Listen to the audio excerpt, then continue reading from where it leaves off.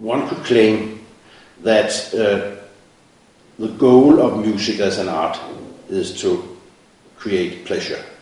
But recently, and especially now with the crisis, values, normative actions come into focus in the world of management and leadership. Can music honor that as an analogy?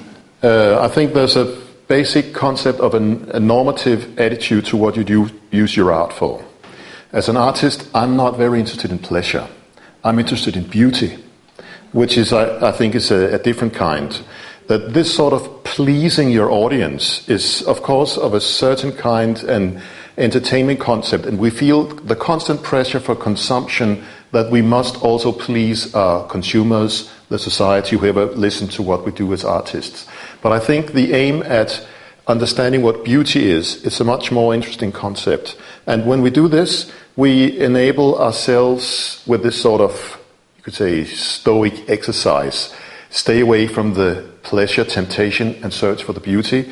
We reflect contemporary leadership, especially in a time of crisis. Because nobody could say now, where are the consumer going? And the next search or rush for the next sort of consumer trend in this time we're living in right now is in vain. We need to search for a deeper purpose. And I think that shift, as you just point out here by provoking me to talk about pleasure and beauty, is exactly of the same kind.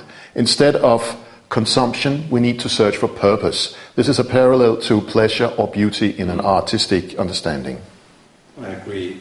But then you also agree with Plato, who wrote that beauty was, let us say, the only door open to a transcendent realm, to the meaning of life. So you have to walk into beauty. So beauty is actually behind its beautiful, its shining front. It is hiding cognition inside. Yeah, I agree with that. But you can make it instead of only a fata morgana that you cannot reach, and sort of utopia. You can connect with your passion. I think the passion of a human being will be enabling this. You'll get in contact with this concept of beauty that can be untouchable in various ways.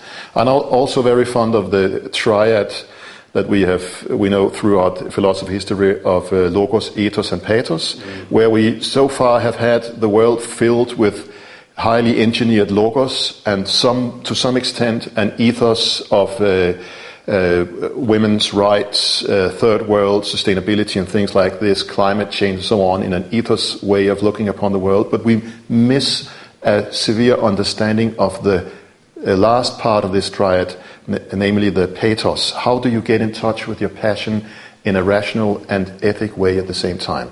If we can balance this, I think we also will have an understanding of what you just say of unfolding the beauty, and also get a more sustainable understanding of what we can do to solve a crisis situation.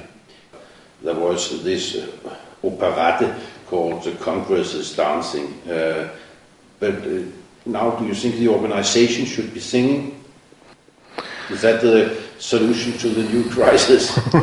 I'm not sure that taking upon yourself something you're not expert in is not the way of using it, but I think that if you could enable an organization to listen, this will be a fantastic concept.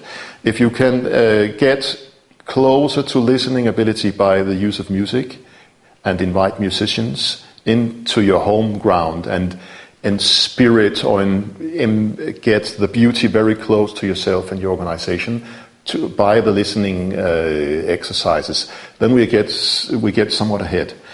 But if you use singing as a metaphor, I think the concept of voices can also be of a different kind. I think what music can also teach us is understanding of polyphony.